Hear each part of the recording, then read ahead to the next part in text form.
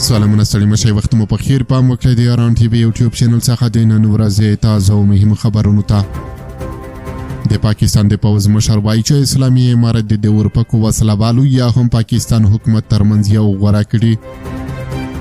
د پاکستان د دفاعي ځواکونو مشر فیلډ مارشال اسیم منیر ویلي دی د افغانستان اسلامي امارت باید د اورپکو وسلوالو پاکستان حکومت ترمنځ باید یو غوره کړي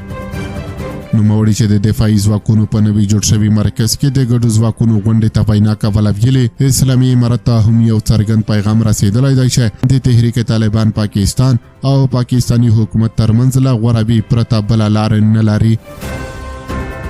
پاکستان د فتنه ال خوارج ټکی د پاکستانی طالبانو تحریک ټي ټي پی او خپل نورو مخالفو وسلوالو ډلو ته کاروي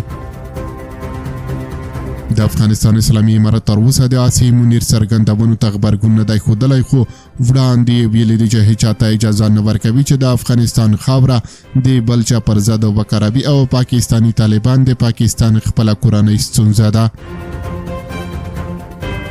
پاکستان تل تور پورې کوي چې د پاکستانی طالبانو تحریک وسلوال د افغانستان په خاوره کې پټن ځایونه لري او له هغه ځایه د دوی په خاوره کې پر امنیتي ځواکونو مرګوني بریدونه کوي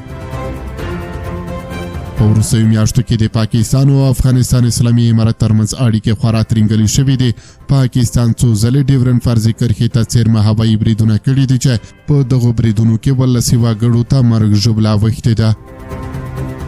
پاکستان د 13 اکتوبر میاشتې په لومړیو کې پر کابل او پکتیکا هوایي بریدونه وکړل او ادعا یې کوله چې پاکستانی طالبان یې په نښه کړي دي په دغو بریدونو کې د کرکټ د کورنیو لوبغاړو په ګډون ګڼو ولسي خلکو ته مرګ ژوبله اوښتې وه